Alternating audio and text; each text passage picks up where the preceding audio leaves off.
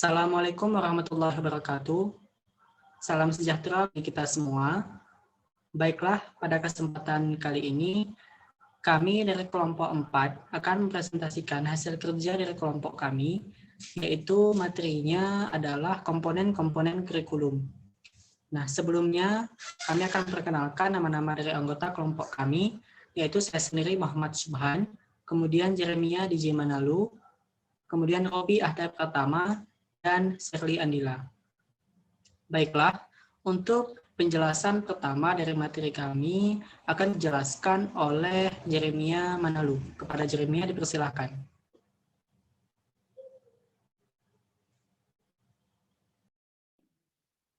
Oke, di sini saya akan menjelaskan tentang komponen-komponen kurikulum.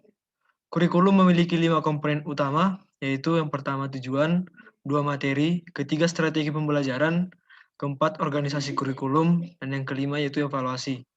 Kelima komponen tersebut memiliki keterkaitan yang erat dan tidak bisa dipisahkan. Komponen kurikulum berkaitan satu sama lainnya, karena setiap kegiatan pengembangan kurikulum selalu diarahkan pada tujuan pendidikan tertentu. Misalnya pembentukan karakter, penguasaan iptek atau persiapan bekerja. Untuk komponen yang pertama yaitu tujuan. Tujuan pendidikan diklasifikasikan menjadi 4, yaitu yang pertama, tujuan pendidikan nasional.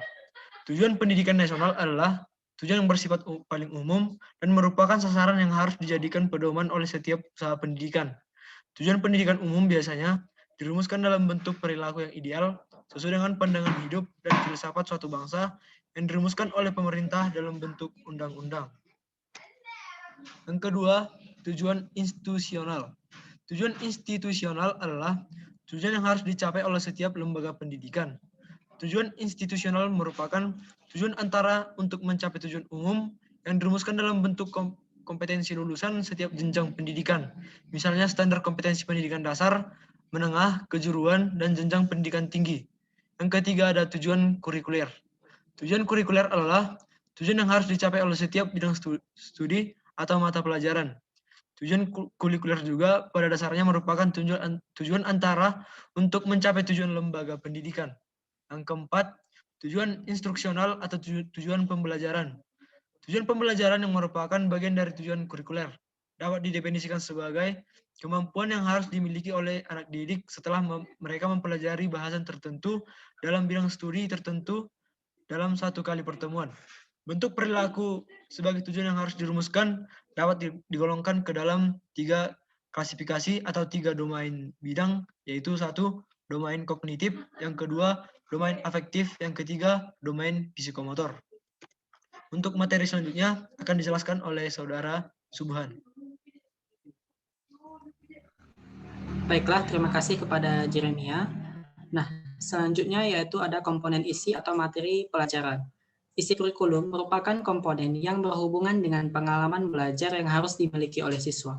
Isi kurikulum itu menyangkut semua aspek baik yang berhubungan dengan pengetahuan atau materi pelajaran yang biasanya tergambarkan pada isi setiap mata pelajaran yang diberikan maupun aktivitas dan kegiatan siswa. Dalam menentukan materi pembelajaran atau bahan ajar, tidak lepas dari filsafat dan teori pendidikan dikembangkan. Dalam hal ini, materi pembelajaran disusun secara logis dan sistematis dalam bentuk sebagai berikut. Yang pertama yaitu adalah teori. Nah, teori ini adalah seperangkat konstruk atau konsep yang saling berhubungan, yang menyajikan pendapat sistematik tentang gejala yang menspesifikasi hubungan-hubungan antara variabel dengan maksud menjelaskan dan meramalkan gejala tersebut. Yang kedua adalah konsep, yaitu suatu abstraksi yang dibentuk oleh organisasi dari kekhususan-kekhususan, merupakan definisi singkat dari sekelompok fakta atau gejala. Selanjutnya yaitu generalisasi.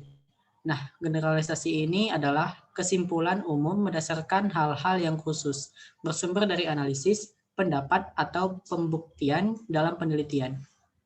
Yang keempat adalah prinsip, yaitu ide utama, pola skema yang ada dalam materi yang mengembangkan hubungan antara beberapa konsep. Yang kelima adalah prosedur, yaitu seri langkah-langkah yang berurutan dalam materi pelajaran yang harus dilakukan peserta didik.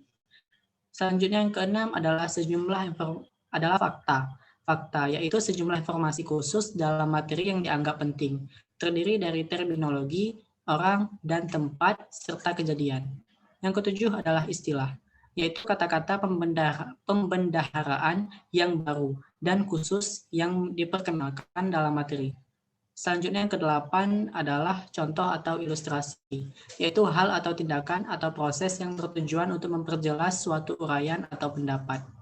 Selanjutnya yang kesembilan adalah definisi, yaitu penjelasan tentang makna atau pengertian tentang suatu hal atau kata dalam garis besarnya. Yang ke-10 atau yang terakhir adalah preposisi, yaitu cara yang digunakan untuk menyampaikan materi pembelajaran dalam upaya mencapai tujuan kurikulum. Baiklah, selanjutnya akan dijelaskan oleh Sherly Andila. Kepada Sherly dipersilahkan. Baiklah, terima kasih Subhan. Selanjutnya, saya akan menjelaskan tentang komponen metode atau strategi, di mana strategi dan metode merupakan komponen ketiga dalam pengembangan kurikulum. Komponen ini merupakan komponen yang memiliki peran yang sangat penting, sebab berhubungan dengan implementasi kurikulum.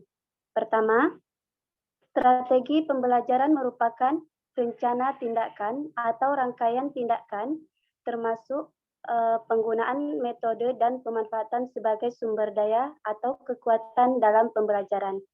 Yang kedua, strategi disusun untuk mencapai tujuan tertentu. Nah, dalam pembelajaran kurikulum 13, ada beberapa prinsip yang harus diperhatikan bersama oleh para guru dalam melakukan pembelajaran.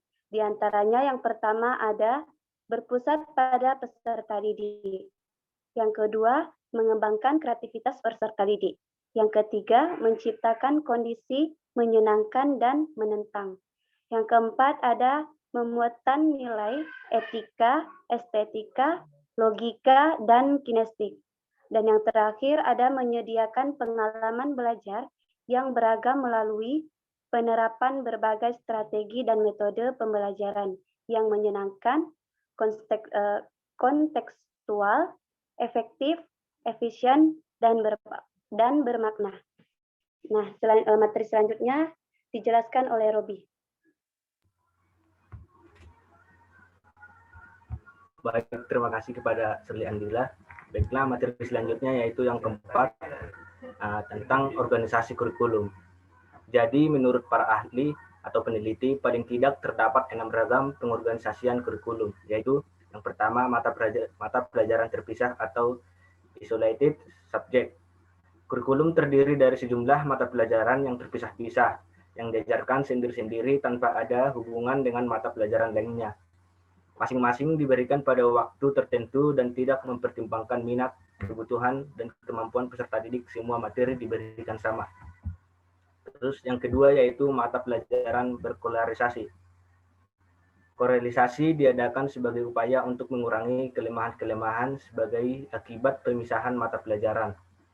Prosedur yang ditempuh adalah menyampaikan pokok-pokok yang saling berkolarisasi guna memudahkan peserta didik memahami pelajaran tertentu.